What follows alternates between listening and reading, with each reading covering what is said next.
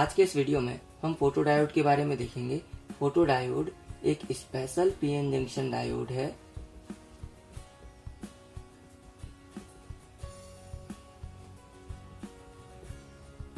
जो कि reverse bias condition में ऑपरेट किया जाता है। और ये एक ऐसी डिवाइस है या एक ऐसा डायोड है जो कि लाइट को सेंस कर सकता है। ये एक ऐसा डायोड या डिवाइस है जो कि लाइट को सेंस करेगा और अपने से थ्रू करंट को पास करवाएगा। तो चलिए इसकी वर्किंग से समझ लेते हैं कि ये कैसे लाइट को सेंस करता है और करंट को पास करवाता है। अब यहाँ पर एक पीएन जंक्शन दिया है। अब इसको रिवर्स बायस कंडीशन में ऑपरेट कराने के लिए जो पी टाइप साइड है जो कि ये वाली है और जो एन टाइप वाली साइड है वो ये वाली है। मतलब जो पी टाइप वाली साइड है उसको जोड़ेंगे बैटरी के नेगेटिव टर्मिनल से कुछ इस तरीके से, और जो एन टाइप वाली साइड है उसे जोड़ेंगे बैटरी के पॉजिटिव टर्मिनल से कुछ इस तरीके से।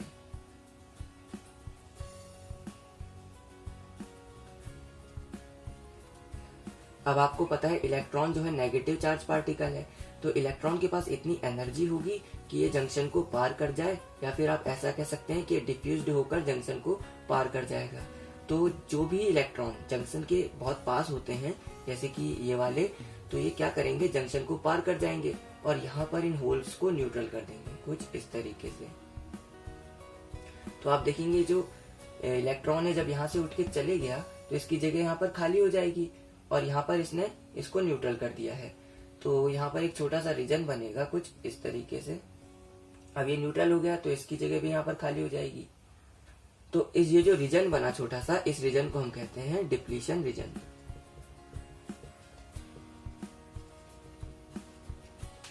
अब आप देखेंगे यहाँ पर पहले इलेक्ट्रॉन था इसलिए रीजन कैसा चार्ज था, नेगेटिव, और यहाँ पर पहले होल था यहाँ, इसलिए रीजन कैसा चार्ज था पहले, पॉजिटिव।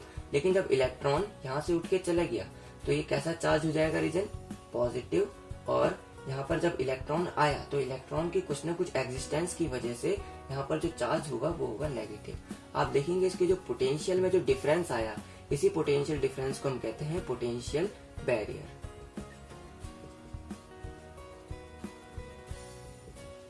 और इस पोटेंशियल बैरियर की वजह से जो कि डिप्लीशन रीजन के अक्रॉस है, उस पोटेंशियल बैरियर की वजह से जो इलेक्ट्रिक फील्ड बनेगा वो पॉजिटिव से नेगेटिव डायरेक्शन में बनेगा कुछ इस डायरेक्शन में। अब आपको पता है इलेक्ट्रॉन नेगेटिव चार्ज पार्टिकल है, तो यहाँ से कुछ इलेक्ट्रॉन बैटरी के पॉजिटिव टर्मिनल की तरफ अट्रैक्ट होंगे कुछ इस डायरेक्शन में, क्योंकि नेगेटिव पॉजिटिव की तरफ अट्रैक्ट होता है और एक नेगेटिव दूसरे नेगेटिव को रिपेल करता है। तो इलेक्ट्रॉन जब यहाँ पर आ जाएंगे कुछ इलेक्ट्रॉन, तो नेगेटिव चार्ज दूसरे नेगेटिव चार्ज को रिपेल करेगा कुछ इस डायरेक्शन में। जब इलेक्ट्रॉन यहाँ से अट्रैक्ट होकर बैटरी में आ जाएंगे और बैटरी से कुछ इलेक्ट्रॉन नेगेटिव चार्ज के होने की वजह से यहाँ पर जब रिपेल हो जाएंगे तो यहाँ पर ये कुछ होल्स को भर देंगे कुछ इस तरीके से। तो बारी बारी होल भरेगा, पहले ये इलेक्ट्रॉन होल भरेगा, फिर ये वाला होल भरेगा, तो ऐसे करके ये वाला होल भर जाएगा, फिर ये वाला, फिर ये वाला। अब जरूरी नहीं कि यहाँ पर एक ही इलेक्ट्रॉन आए, दो इलेक्ट्रॉन आए, ये सब प्रोसेस बहुत ज्यादा अमाउंट में होती है। अब आप इसमें देखेंगे कि जब ये इलेक्ट्रॉन यहाँ से अट्रैक्ट हुए तो ये जो इलेक्ट्रॉन तो यहाँ से चले गए, तो इनकी जगह को ये इलेक्ट्रॉन ने आगे बढ़ के पूरा किया होगा कुछ इस तरीके से, कुछ इस तरीके से। इसका मतलब यहाँ से इलेक्ट्रॉन आगे बढ़ गए, तो ये जो डिप्लीशन रीजन है ये थोड़ा चौड़ा हो जाएगा कुछ इस तरीके से, क्योंकि यहाँ पर इलेक्ट्रॉन आगे बढ़ चुका है। और ऐसे ही यहाँ पर इस इलेक्ट्रॉन ने आके इस होल को भर दिया है, तो ऐसे ही ये भी न्यूट्रल हो जाएगा, तो इसका मतलब इधर से भी डिप्लीशन रीजन चौड़ा होगा कुछ इस तरीके से। अब ये डिप्लीशन रीजन और चौड़ा हो गया, इसका मतलब ये जो रीजन है और पॉजिटिव चार्ज में आ जाएगा, और ऐसे ही ये वाला रीजन भी और नेगेटिव चार्ज में आ जाएगा। जब ये रीजन और ज्यादा चार्ज में आ जाएंगे, इसका मतलब है इसका पोटेंशियल बैरियर भी बढ़ेगा, और पोटेंशियल बैरियर बढ़ने की वजह से जो इलेक्ट्रिक फील्ड बना था पॉजिटिव टू नेगेटिव डायरेक्शन में कुछ इस डायरेक्शन में, तो ये इलेक्ट्रिक फील्ड भी बढ़ेगा। और ये पोटेंशियल बैरियर तब तक बढ़ेगा जब तक कि ये बैटरी के वोल्टेज के बराबर ना हो जाए। मान लेते हैं कि ये बैटरी हमारी 2 वोल्ट की है, तो ये पोटेंशियल बैरियर भी तब तक बढ़ेगा जब तक कि ये 2 वोल्ट का ना हो जाए। अब मान लेते हैं कि जो पोटेंशियल बैरियर है इस कंडीशन में 2 वोल्ट का हो गया है। अगर आप इसका इक्विवेलेंट सर्किट बनाए कुछ इस तरीके से बनेगा। ये भी 2 वोल्ट का है पोटेंशियल बैरियर और बैटरी भी 2 वोल्ट की है। तो तो इस कंडीशन में करंट अलाउ नहीं करेगा, मतलब करंट फ्लो होगा ही नहीं। तो इस कंडीशन में कोई करंट फ्लो नहीं होगा। लेकिन हमें पता है रिवर्स बायस कंडीशन में कुछ ना कुछ करंट फ्लो होता है, भले ही वो नेग्लेजिबल टाइम के लिए हो, नेग्लेजिबल पीरियड के लिए हो, कुछ ना कुछ करंट फ्लो होता है और उस करंट को कहते हैं हम ट्रांजिएंट करंट।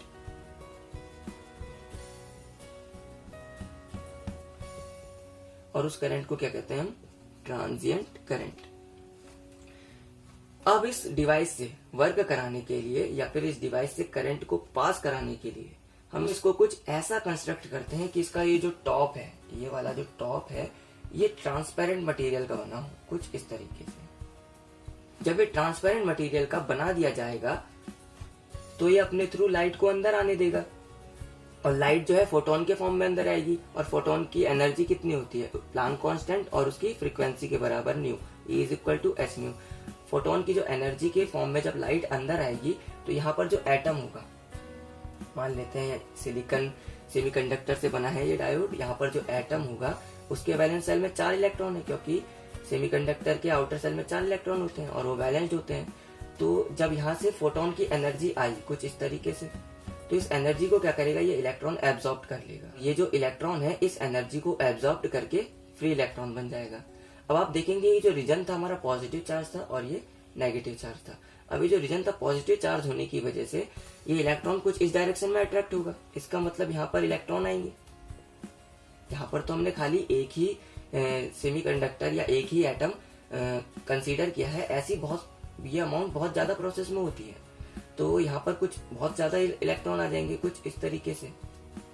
तो आप देखेंगे यहाँ पर एक होल उत्पन्न हो जाएगा।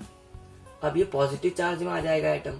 अब इसको अपना होल पूरा करना है तो ये पास के जो इलेक्ट्रॉन होंगे उनको ड्रॉ करने की कोशिश करेगा, उनको अट्रैक्ट करेगा और ऐसे ही ये इलेक्ट्रॉन इसमें फिल होंगे। ऐसे ही फोटोन की लाइट एनर्जी बढ़ते जा रही है और इलेक्ट्रॉन फ्री होते जा रहे हैं। ऐसे ही यहाँ पर और इलेक्ट्रॉन भरेंगे। तो धीरे धीरे आप देखेंगे जब यहाँ से इसने इलेक्ट्रॉन को खींचा, जहां से इलेक्ट्रॉन गायब हो जाता है वहां पर होल प्रोड्यूस हो जाता है अपने आप। तो धीरे धीरे यहाँ से जो इलेक्ट्रॉन लेता रहेगा ये एटम और यहाँ पर इलेक्ट्रॉन ये अट्रैक्ट करता रहेगा ये जंक्शन। तो यहाँ पर होल प्रोड्यूस होते रहेंगे और यहाँ पर इलेक्ट्रॉन भरते रहेंगे। तो धीरे धीरे आप देखेंगे कि जो डिप्लीशन रीजन है पतला होते जाएगा, कुछ इतना पतला हो गया है इस कंडीशन में। तो ऐसे ही ये पतला होते जाएगा और जब ये पतला हो जाएगा तो इलेक्ट्रॉन आसानी से इस डायरेक्शन में मूव करेगा। और इलेक्ट्रॉन जब इस डायरेक्शन में मूव करेगा तो इलेक्ट्रॉन के मूवमेंट से क्या होता है? करंट फ्लो होता है। और ये जो यही करंट जो है फोटोडायोड में फ्लो करता है। और इस कंडीशन में जिस प्रोसेस से करंट फ्लो होता है, इस करंट को कहते हैं हम रिवर्स सैचुरेशन करंट।